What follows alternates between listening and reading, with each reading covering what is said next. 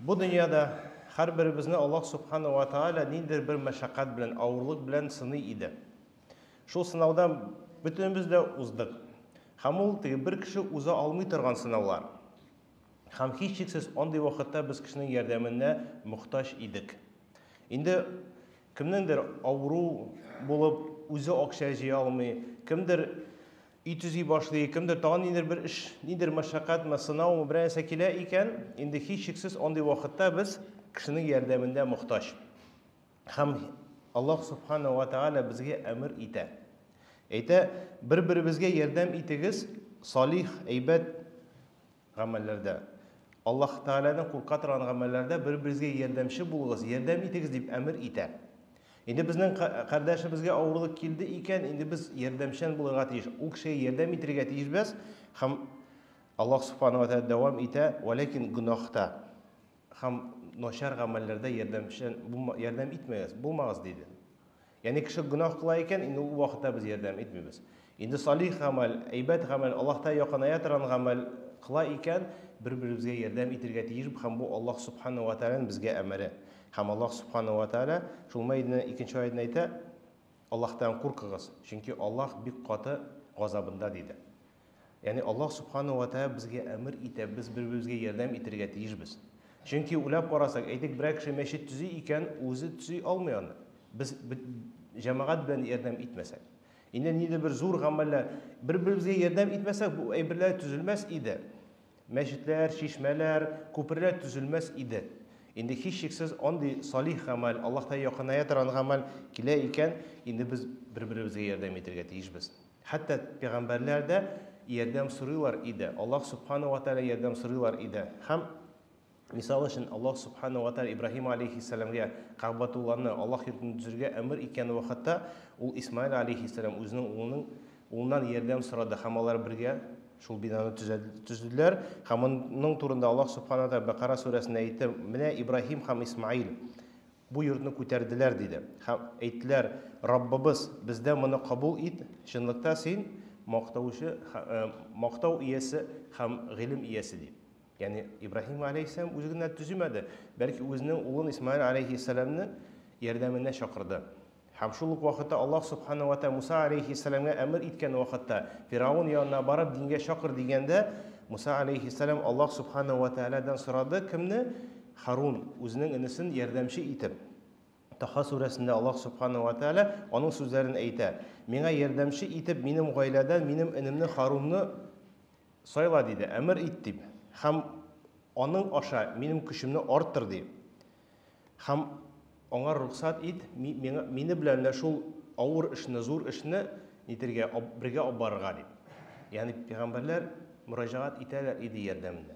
Hem en yaxşı bende bizning için misal bulup durgan peygamberimiz Muhammed Mustafa sallallahu aleyhi ve sellem yardımcı idi. Yardım idi peygamber bularak da. Şimdi paşalarda da olarak bulan büyük kişi bulsa da yardımın ko'rsatdi, ishladi, buluştu. Hem üzerine sahabelerin şuna ündedi. Bir yolu nindir bir seferde barganda Peygamberimiz sallallahu aleyhi ve sellem diye oturduğunda diye üstünde oturgan bir kişini görüp, o yaklarda qarab oturgan kişiye qarab aytdi. Sizning orag'izda, yani sahabelerge emir etdi, sizning orag'izda bir kişinin artık malı bula iken, diye oturup yiyitiran mal, artık bula iken, onday hayvan bulmayan kişiye bula gitsin, birsin dedi. Birinizde artık rizq bula iken, rizqi bulmayan kişiye bunu birsin dedi. Hem sahabeler aytdilar, tüzüp gitti. İsimlerini aytib, Qural mol, ne mol, artık bulsa birsin, artık bulsa birsin deyip. Hem biz anladık deyip. Anladık deyip, kişide artık eybir bulsa, o eybirini taratsın, özüne artık eybir kalmasın dedi. Yani Peygamberimiz sallallahu aleyhi ve sellem bizge emir ite. Bizde bir artık eybir var iken, bu eybirde nedir bir kardeşimizin, Müslüman kişinin haceti var iken birsin. Bu Peygamberimiz sallallahu aleyhi ve sellem emri hem sünneti. Hem Peygamberimiz sallallahu aleyhi ve sellem özü de yardım ite idi. Ailesine yardım ite idi. Kardeşlerine, sahabelerine yardım ite idi. Ayşe radıyallahu anh'dan sorağaç Peygamberimiz sallallahu aleyhi ve sellem idöner seçlere diyeç, o ayeti iyi ahillerine yardımda buldu. Yardımın kursattı, azan etken şahatla. Azan namaz vakti jite idi, namazga şıp gite idi dedi. İkinci rivayette Пәйғамбәрбез саллаллаху алейхи вассалам әйтте, үзе сарыкларны сауды, аяк киемен үзе төзәтте, киемен үзе төзәтте дип. Яғни мин өйдә хуҗа дип утырмады, ярдәмен күрсәтте үзенең хатыннарына, балаларына, туганнарына. Хәтта машһур риваятлар, Пәйгамбәрбез саллаллаху алейхи вассалам Мәдинәдә мәчет төзегән вакытта, инде патшадан да олырак кеше дәрәҗәсе белән, ләкин үзе шул кирпечләрне үз өстенә күтәреп ташыды мәчетен төзегән вакытта. Мәшһүр хадистә Пәйгамбәрбез саллаллаху алейхи вассалам сахабалар белән сәфәрдә булган вакытта, берсе әйтә, безнең белән бер сарык бар, мин аны шалам. Шалып, әзерләп, хәстәләп бирәм итен. Икенче әйтә, алай булса мин ашыга пешерәм диде.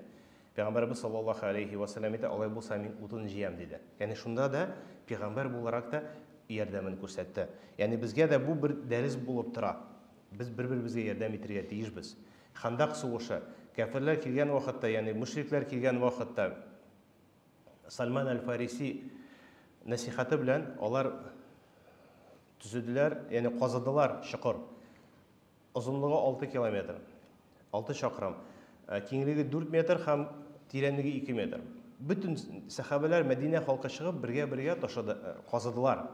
Хәтта ташлы җирдә һәм кайбер җирдә хәтта ташны вата алмагач, Пәйгамбәрбез саллаллаху алейхи вассалам шунда килеп шул ташны ватты. Яғни Пәйгамбәр саллаллаху алейхи вассалам алар белән бергә булды. Һәм күрсәтте, мусульманнар бердән булсалар, алар көчле. Һәм аның турында Пәйгамбәрбез саллаллаху алейхи вассалам әйтә, bir musulmon ikkinchi musulmon bino shekilli bir-birsini kuchaytar deb shulay deb ikki qo'lni nitdi, beyladi. Va birdan bo'lsak, Alloh subhanahu va taolo barakatini beradi. Birdan bo'lsak, Alloh subhanahu va taolo kuchini beradi. Musulmonlar shu bir-birimizga yordam berib, islom dinining kuchi shunda. Ham ko'p hadislar keladi. Payg'ambarimiz sollallohu alayhi va sallam aytadi, sizning orangizda eng xayrli kim eng ko'p foyda keltiradi qolgan kishilarga. Eng foyda ko'p keltirgan kishi sizning orangizda eng xayrli, eng Alloh subhanahu va taolo yaratgan banda shul deb. Mumkinchiligimiz bor ekan, qardoshlarga yordam etik. Endi yordam etugina o'tiga o'xshab berugina tugul, balki nasihat beru ulda yordam. Nindir bir aybirni olib beru ul yordam. Suv olib ishitasan ekan, hatto stakanga suv solib beruda ul yordam. Yilmayib qarshi oluvda qardoshini ul yordam. Qo'y bir vaqtda kishi nitib ko'ngilsiz nindir bir avur halda kelib yilmayib hallarini bilib suyashib ketamiz ekan, onun ko'ngili ko'tariladi. Ham bu da yordam. Ya'ni bundan nitmik, ihtiborsiz qolmaydi. Mumkinchilik bilan foydalanib. Chunki Payg'ambarimiz sollallohu alayhi va sallam aytdi, har kishi o'zining madanda butun bo'lgan a'zolari uchun sadaqasini berishga tegish. Kun sayin Alloh subhanahu va taolo bizga ilm berdi ekan, zakatni to'larga tegishmiz. Alloh subhanahu va taolo molni berdi ekan, shu moldan zakatni berishga tegishmiz. Alloh subhanahu va taolo bizga kuch berdi ekan, zakatni, ya'ni qardoshlarimizga yordam etib, zakatni berishga tegishmiz. Alloh subhanahu va taolo bizga nindir darajaga ega etdi ekan, ya'ni daraja ahli bo'ldik ekan, shu darajadan da qardoshlarga, musulmonlarga foyda keltirishga tegishmiz. Ya'ni bu bizning ustimizga yuklangan bu narsatiga tilasam berem, tilasam bermem degan so'z durust tugul. Alloh subhanahu va taolo bizga bu aybirni berdi ekan, biz shukrona qilishga tegishmiz. Am shukrona qilib, endi bu molning, bu darajaning, bu kuchning, bu ilmning, bu vaqtning o'zimizning qardoshimizga yordamini beru, u mashul shukrona qilishga kiradi. Ham Payg'ambarimiz sollallohu alayhi va sallam shodliqli xabarlar aytadi, kim o'zining qardoshina yordam eta ekan, uning hojatini Alloh subhanahu va taolo sening ehtiyojingga yordam etashak. Endi bir og'irlik holida kirgan, ya'ni ağır halda bulgan kardeşimizge biz yordam etamiz ekan, biz nindir bir ağır halga dushar bo'lsak, Alloh subhanahu va taolo o'zining yordamini berishak. Endi bir kishi nindir bala bo'ldi ekan, onlar yordam etdi ekan, bizga nindir bir bala kelgan vaqtda Alloh subhanahu va taolo qiyomat kunida da, hatto vaqtda ayta qiyomat kunida shu baladan ozod etashak. Ham biz o'zimizning qardoshimizning gunohini nindir bilamiz ekan, qoplaymiz ekan, uning turida so'ylab bermaymiz ekan, nasihat o'zinagina aytib, nindir vosh etib kishilar orasida fitna ko'tarib tugul, o'zinagina nasihat qilib, lekin kishidan bu gunohini qoplaymiz ekan, Payg'ambarimiz sollallohu alayhi va sallam aytdi, qiyomat kunida Alloh subhanahu va taolo sizning gunohingizni qoplayacak dedi. Ya'ni nindigina biz yerdan etmaymiz ekan, nindigina foyda keltirmaymiz ekan, qardoshlarimizga Alloh subhanahu va taolo hech cheksiz bizga bu ibrni qaytaracak. Bu dunyoda da, oxiratda da. Ham Payg'ambarimiz sollallohu alayhi va sallam aytdi, bir kishi mazlum bo'lib, uning haqini, ya'ni ranjitgan kishi Biz аны белән барып, аның хакын ала алабыз икән, Аллаһ Субхану ва Тааля кыямәт көндә Пәйгамбәрбез саллаллаһу алейхи ва саллям әйтеп киткәнчә, аякларны ныгытачак. Калган аяклар тайпылган вакытта безнең аякларыбызны Аллаһ Субхану ва Тааля сиратта ныгытачак диде Пәйгамбәрбез саллаллаһу алейхи ва саллям. Инде без беләбез икән, бер кеше мәхрум калган, ниндер кеше аңа карата аның хакын бирми икән, без ул хакны алырга ярдәм иттек икән, Аллаһ Субхану ва Тааля хәтта кыямәт көндә дә вәгъдә итеп Пәйгамбәрбез саллаллаһу алейхи ва саллям, шул калган аяклар тайпылган вакытта безнең аякларын ныгытачак. Һәм Пәйгамбәрбез саллаллаһу алейхи ва саллям әйтте: "Ярдәм итегез залим һәм мазлум кешегә" дип. Залим кешегә дә һәм мазлум кешегә дә ярдәм ит дип.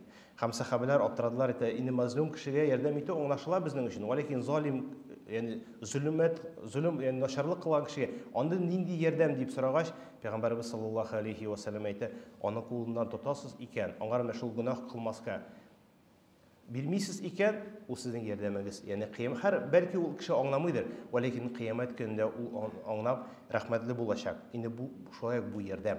Хәтта теге начар кешегә без начарлык кылырга бирмәсәк тә, бу үзеннән бер ярдәм. Инде безнең ниятләребез дөрес булсын.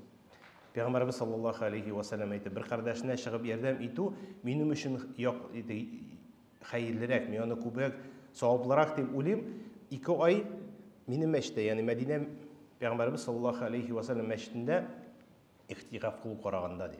Ягъни ихтикаф 60 көн Аллаһ Тәгаләгә гыйбадат кылып утыруга караганда, без бер чыгып кардәшебезгә ярдәм итәбез икән, ул саваплырак диде. Без кардәшебезгә ярдәм итеп чыгып китәбез икән, Аллаһ юлына, өйгә кайтканча хәтле Аллаһ юлына дип саналачак диде. Һәр адым саен әҗер алачакбыз. Ягъни бу безнең өчен мөмкинчелек. Без үзебезгә кардәшләребезгә ярдәм итәбез икән, Аллаһ Субхану ва Тааля безнең иманыбызны арттырачак. Күңелебез шуннан да бит уйлап карасак, хәтта диндә булмаган кеше, Аллаһта ышанмаган кеше дә менә шул кардәшенә ярдәм итүдән ләззәт ала белә. Без үзебезнең кардәшебезгә ярдәм итәбез икән, Аллаһ Субхану ва Тааля безнең калбыбызга шул кылган гамәл өчен ләззәт бирәчәк. Без ләззәтне татаячакбыз. Күңелебез дә үсеп китә, иманыбыз да арттыра. Һәм моннан тыш ягыннан Аллаһ Субхану ва Тааля әҗерен дә бирә. Кыямәт көндә дә инде үзенең рәхмәтеннән калдырмаячак. Инде безнең өчен бу форсат һәм мөмкинчелек. Шуның өчен хәтта гыйлем иясе, без бер кардәшебезнең берәрсе өйрәтәбез икән, хадис өйрәтәбезме, ниндер бер гыйлем бирәбез, яхшылыкка үндимезме, ул да ярдәм. Ул да ярдәм. Һәм галимнәр әйттеләр, хадисләрдә килә, Пәйгамбәрбез саллаллаһу алейхи ва саллям әйтте: "Чынлыкта яхшылыкка үндәгән кеше, яхшылыкны аңлаткан кешегә Аллаһ Субхану ва Тааля, аның фәрештәләре, күк әхилләре, җир әхилләре, хәтта кырмыска җир тишегенә һәм диңгездәге балыклар да салаватлар кылып дуа кыла" диде. Һәм галимнәр аңлатып бирәләр, без хайванга нинди файда инде гыйлем әхленең насихатларыннан. Галимнәр аңлатып бирә. Пәйгамбәрбез саллаллаһу алейхи ва саллям әйтте: "Корбан чаласың икән, пычагыңны әйбәтләп поезлап куй. Чаласың икән, матур итеп чал" ди. Яки хайваннарга яхшылык күрсәт. Бу безнең дин өйрәткән нәрсә. Хәтта шундан да без әйтәбез, гыйлем әхле шул диндә булган әйбер өйрәтә икән, хәтта шул кешедән хайваннарга да файда килә. Шуның өчен инде Аллаһ Субхану ва Тааля безгә бу мөмкинлекне бирде икән, инде һичшиксез файдаларга тиешбез. Һәм без сәбәп кыла алабыз. Инде без бәлки берәр кешегә ярдәм итә алабыз. Хәтта елмаеп та, без бәлки аны искә дә алмыйбыз. Ләкин бу сәбәпче булачак, безнең өчен дуа кылучылар калачак. Бер зур галим бер әйткән сүзләре бар. Бәлки син тынычлап кына йоклаган вакытта, инде без моны турында уйламыйбыз да, йоклап кына ятабыз. Ләкин син йоклап яткан вакытта күкнең капкасында дистәләгән дуа шакылдаячак диде. Ягъни синең өчен дистәләгән кеше дуа кылаячак диде. Кемгә син ярдәм итте? Кемне син шатландырдың? Кемгә син узып киткәнә елмайдың диде. Яки син ниндер авыр хәлдә булган кешегә ярдәм иткән өчен. Инде без ярдәм иттек тә оныттык. Ләкин бу кеше кулларын күтәреп дуа кыла безнең өчен. Без хәтта шуны бәлки син тынычлап кына йоклыйсың ди, ләкин ул вакытта ул кешеләр синең өчен дуа кыла. Шуның өчен мөмкинчелек бар икән, нитмик. Нинди генә гамәл булмасын, Пәйгамбәрбез саллаллаһу алейхи ва саллям әйтте, хәтта үзенең кардәшенең төшкән камчыны да алып бирүдән дә башыңа тартма. Яса. Бер үзеңә сиңа кыямәт көнендә файда китерә торган бер әйбер калдыр. Шуңа инде Аллаһ субхана ва тааля кардәшләребезгә файда китерүче булырга насыйп кылсын. Чөнки бу нигъмәт. Уйлап караган кешегә бу нигъмәт. Инде Аллаһ субхана ва тааля безгә мөмкинчелек биреп, без кешегә ярдәм итү һичшиксез хәерлерәк. Без мохтаҗ булып кешедән ярдәм сорауга караганда. Инде без барып сорамыйбыз бит, бездән килеп сорыйлар. Инде Аллаһ субхана ва тааля безнең дәрәҗәбезне күтәрде. Инде без шуннан башыбызны тартабыз икән, Аллаһ субхана тааля безне сораучылардан кылырга мөмкин. Аннан куркыйк, аннан сакланыйк. Сәбәп кылыйк. Инде без бирүче. Бер шундый бер риваят бар. Бер кеше сахрада барганда, йокларга ятканда куркып кала. Инде хәзер кыргый хайваннар килеп, миңа нидер бер зарар китерә дип, агачка менеп, ятып йоклый. Һәм торган вакытта күрә бер арыслан бер хайванны тотып ашый. Һәм ашаганнан соң арыслан шул ит кисәген калдырып китә. Һәм күпмедер вакыт килгәннән соң, гиена исемле бер хайван килеп, шул калган итне ашый. Һәм бу кеше әйтә: Аллаһ субхана ва тааля арысланны да ашатты, шул ит белән бу хайванны да ашатты. Инде мин бер нәрсә эшләмичә дә көтеп утырсам, Аллаһ та миңа да ризык бирә дип, 3 көн көтеп утыра. Ризык юк, ач. Име 3нче көндә йоклаган вакытта төштә тавыш килә. Әйтә: бу дөньяда арыслан бар, бул. Арыслан бул, теге гиена булма. Инде бу дөньяда Аллаһ субхана ва тааля безгә арыслан булырга насыйп кылсын. Үзебез эшләп, кардәшләребезгә, калган кешеләргә ярдәм кылучылардан булырга насыйп кылса иде. Ва кулу каула хада, ва астагфируллаһ ва атубу